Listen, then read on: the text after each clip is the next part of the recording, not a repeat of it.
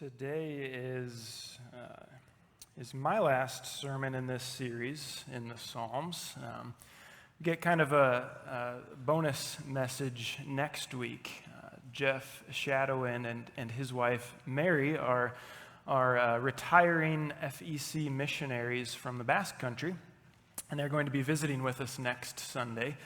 And as Jeff and I were discussing their visit, we talked about the possibility of him preaching during the service. And because he makes it a regular practice to read through the book of Psalms, I welcomed him to give the sermon next week. And so he's going to preach on two Psalms that are especially meaningful to him.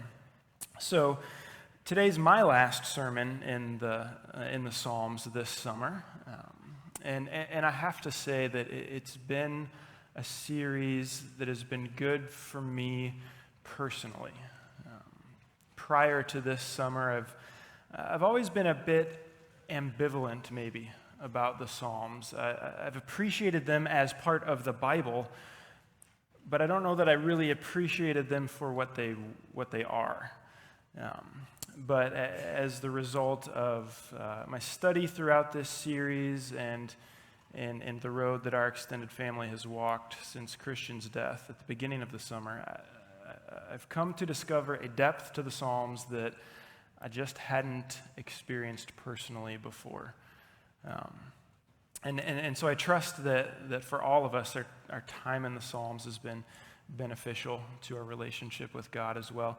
I'm always trusting that God is providing the direction I need as I seek to discern what to preach on in my sermons and what to teach on in other settings. And in looking back over this series, it just seems clear to me that God knew where we and where I needed to be this summer and gave direction accordingly. And maybe to give you a little bit of a teaser for what's coming next.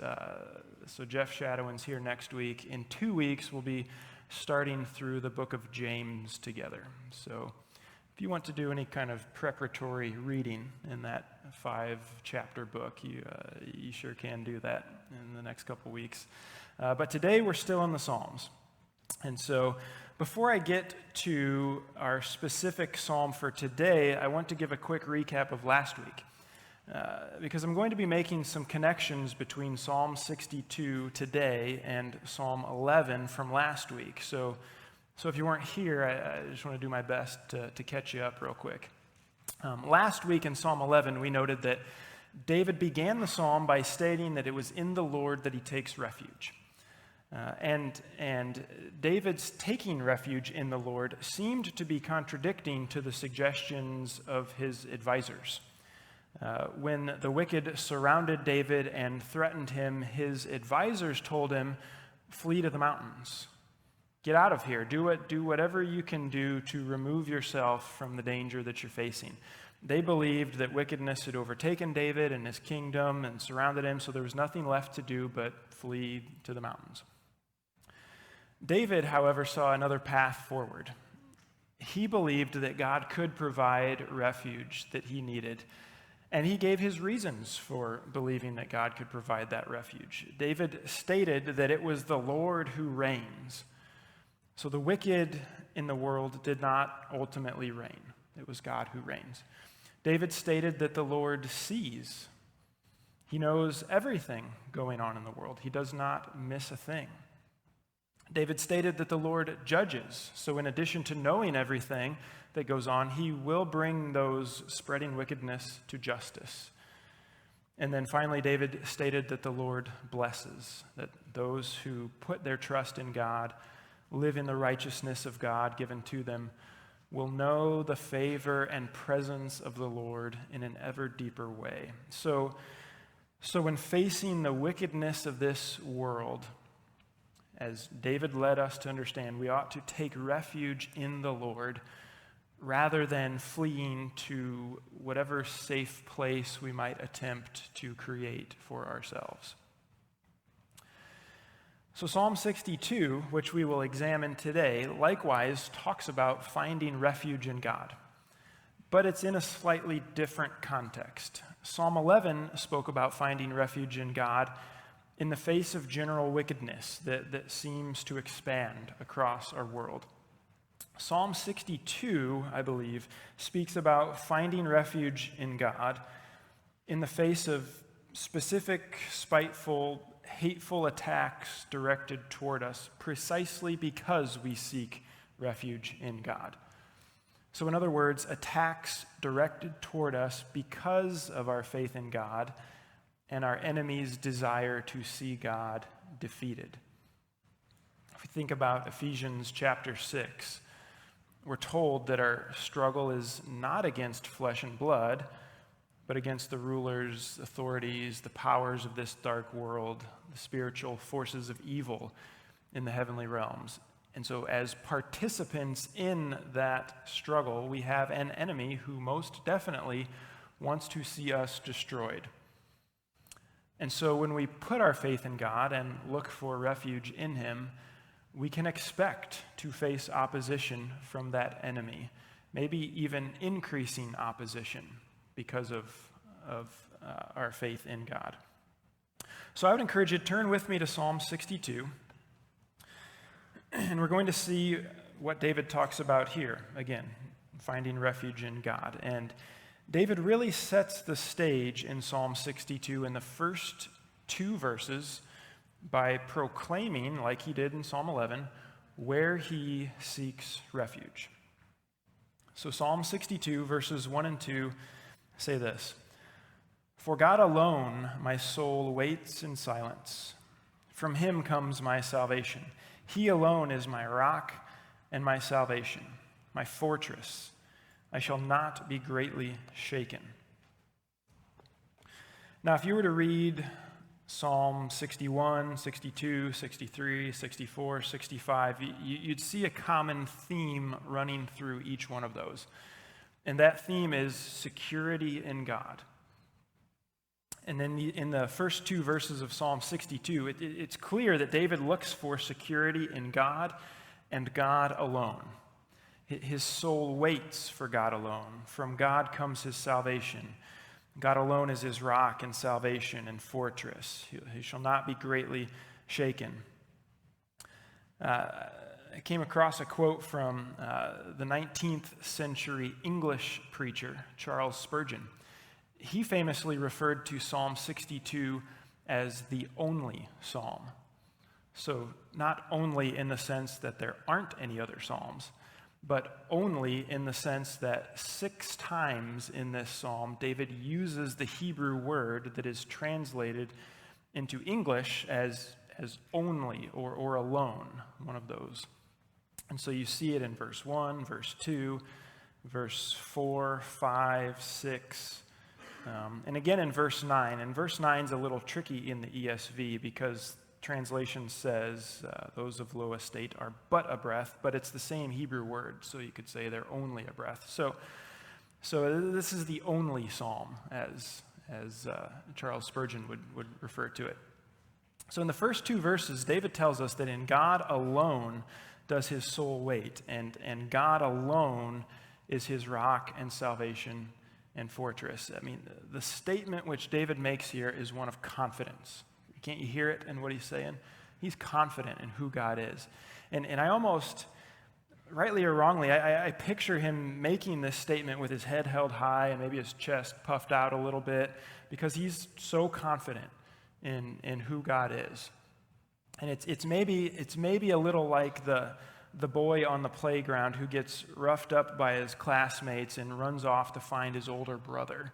And it's, when he returns walking in front of his older, much bigger brother, right? He walks with a swagger that he didn't have a few minutes ago. Like, I think David rightly places his confidence in the security that God alone can and does provide. But it's one thing to place our confidence in God when things are going well and when life is moving along at a nice, easy pace, and there's a gentle breeze blowing. But it's a whole other thing when the winds are howling and our enemy seeks to attack us because of our trust in God. And I think that's what David references in verses 3 and 4. So let's look at what he says there. So after his confident statement in 1 and 2, he says, "How long will all of you attack a man to batter him? Like a leaning wall, a tottering fence. They only plan to thrust him down from his high position. They take pleasure in falsehood.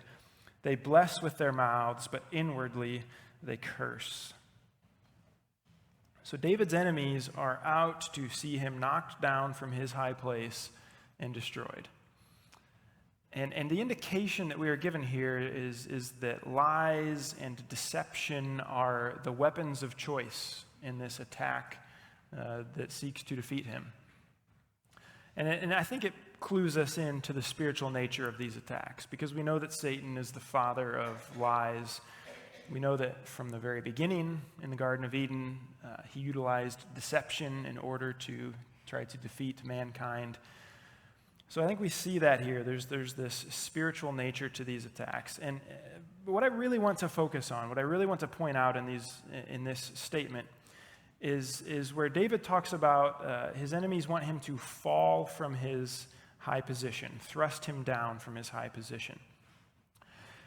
In reading different Bible commentators, most would connect that phrase with David's position as king of Israel. And no doubt, that was an elevated position that brought out enemies seeking to destroy David and to destroy God's people, Israel. But based on the description of God in verses 1 and 2, and again in 5 and 7, which we'll see shortly, I think David is referencing something else. And I want to go back for a moment to verses 1 and 2 and focus on two specific words. And they're both in verse 2. Rock and fortress. David refers to God as both of those, his rock and his fortress. Now, when we think about God being a rock and a fortress, we rightly see him as strong and immovable and secure and steadfast, right? And we should think about God that way when we consider security in God. But the two Hebrew words that are translated into the English words rock and fortress both speak about something additionally. A more literal translation of the Hebrew word for rock would be something like my high rocky summit or my high rocky cliff. It speaks of a picture of something high up. And a more literal translation of the Hebrew word for fortress would be something like my elevated place or my lofty place. So both Hebrew words speak about security that comes from being in a high place. Now, it makes me think back to Psalm 11 from last week, because David's advisors said, "Hey, David, flee to the mountains, go up to that high place, get to a place of safety." They maybe weren't completely wrong in suggesting that David find refuge in a high place. But rather than fleeing to a physically high place, like they suggested, they ought to have suggested finding refuge in a spiritually high place, in God himself. And so when David speaks of God as his rock and his fortress, he sees himself high and secure in God. And I think this is why his enemies wanted to thrust him down from that high position. I don't think it was just that he was king. I think it was his position in God.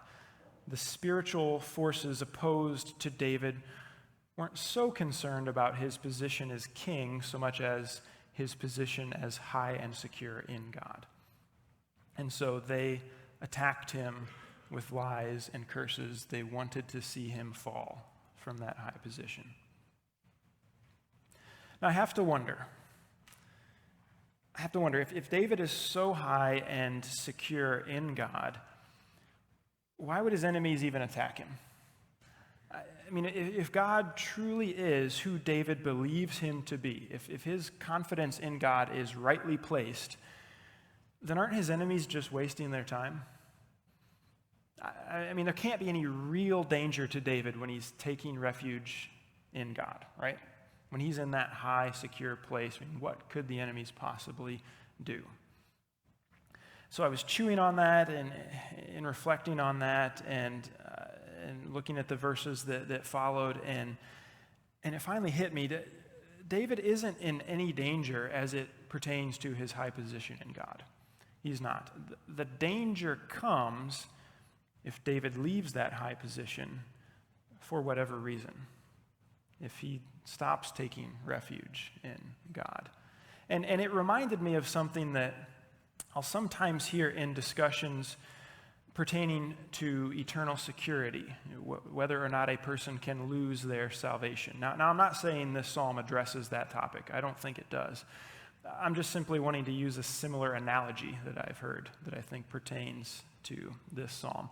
So those who argue from the Bible that there is the possibility of a person losing their salvation, you still have to give account for verses like Romans 8:38 and 39, which say that neither death nor life, nor angels, nor rulers, nor things present, nor things to come, nor powers, nor height, nor depth, nor anything else in all creation will be able to separate us from the love of God in Christ Jesus our Lord. You still have to be able to do something with that verse. And there's clearly nothing in creation that's strong enough to separate us from God.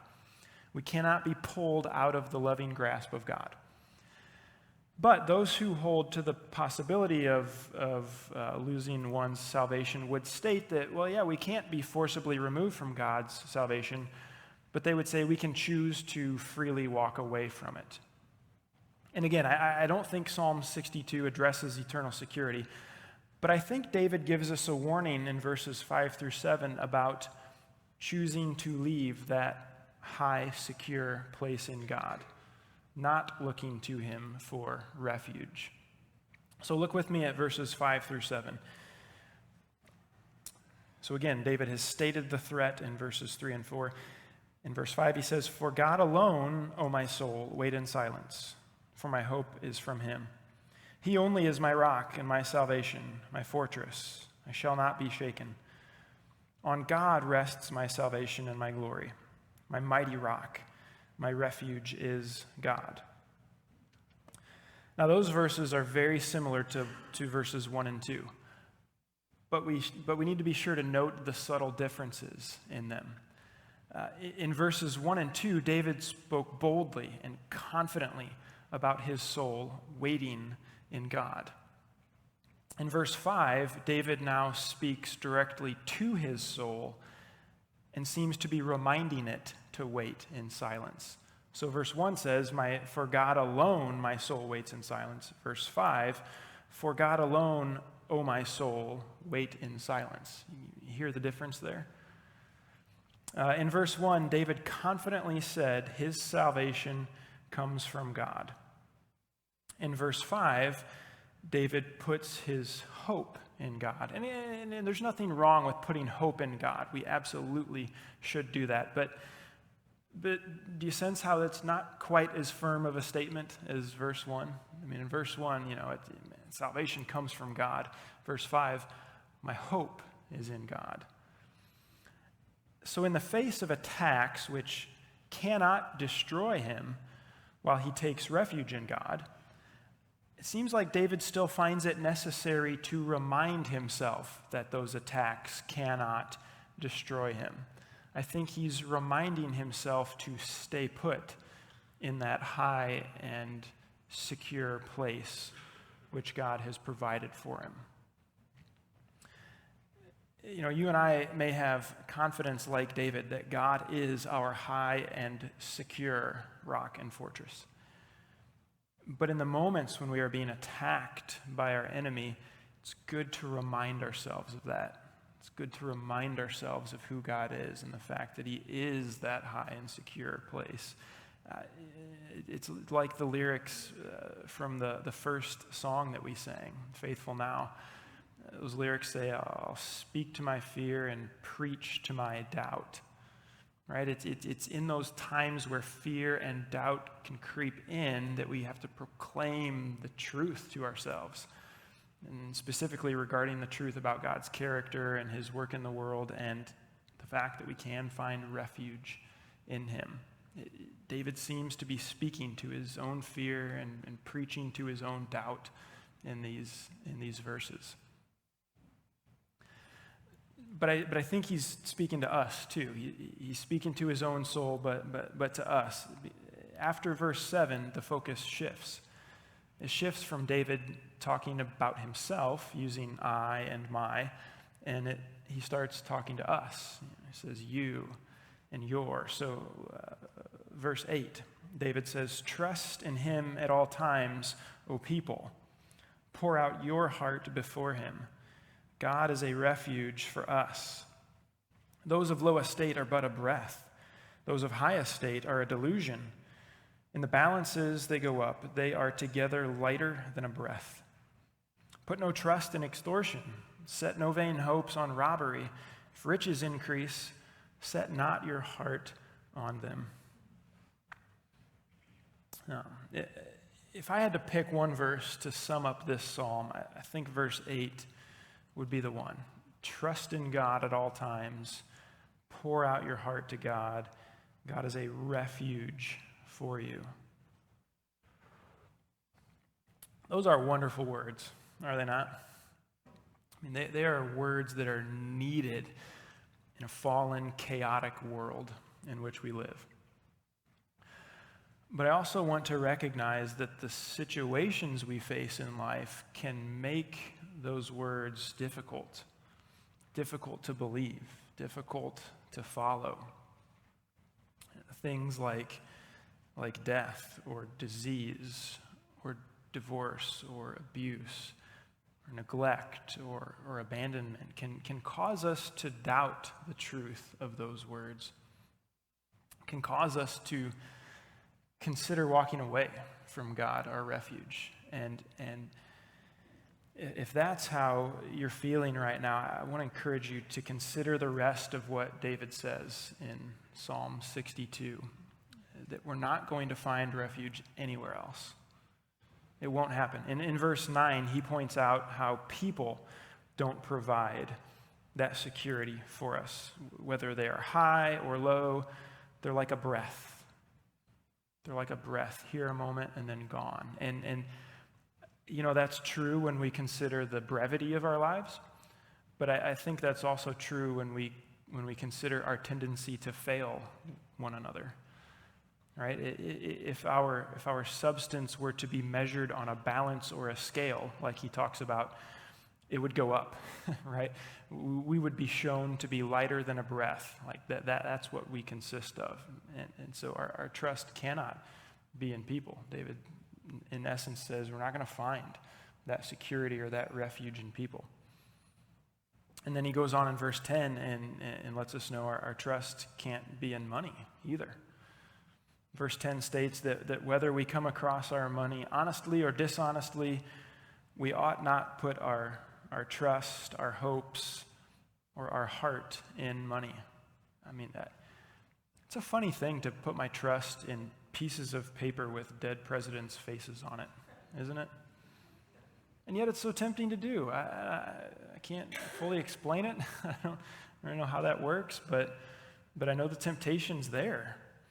But just like with people, money will be here for a moment and then it's gone. And so just like with people, our trust cannot be in money. It's not going to provide the security and refuge that we need. So the only true rock, true fortress, true refuge, true salvation that we will find is God himself. And so when we're upset with or confused by or uncertain about God, it might feel like trusting in him at all times, like verse 8 says. Pouring out our heart before him are the last things that we want to do. We've probably felt that at times. But let's consider David's closing words in Psalm 62.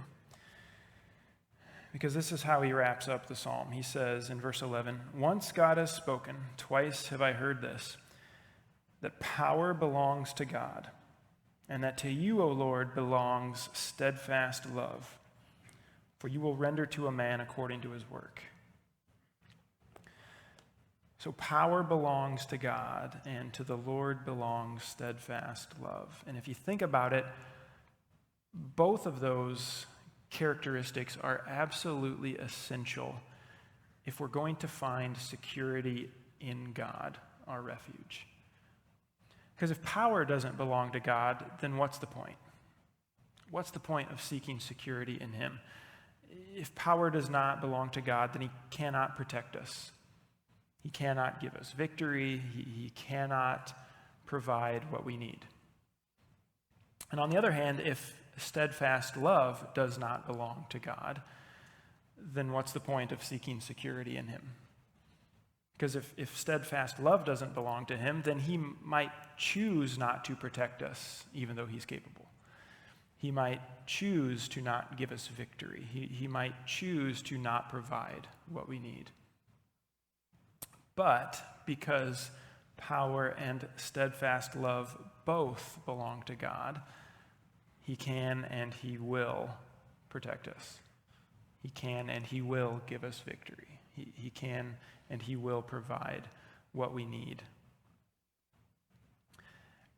And really, the ultimate expression of that combination of power and steadfast love is what we see on the table before us this morning. Jesus' death and his resurrection are the ultimate displays of the power of God and the steadfast love of God all together in the same action. You know, Jesus' willingness to offer himself upon the cross for sinful humanity, sinful you, sinful me, it's an expression of love that is unparalleled. And the Bible states it this way. It says, "By this we know love, that he laid down his life for us."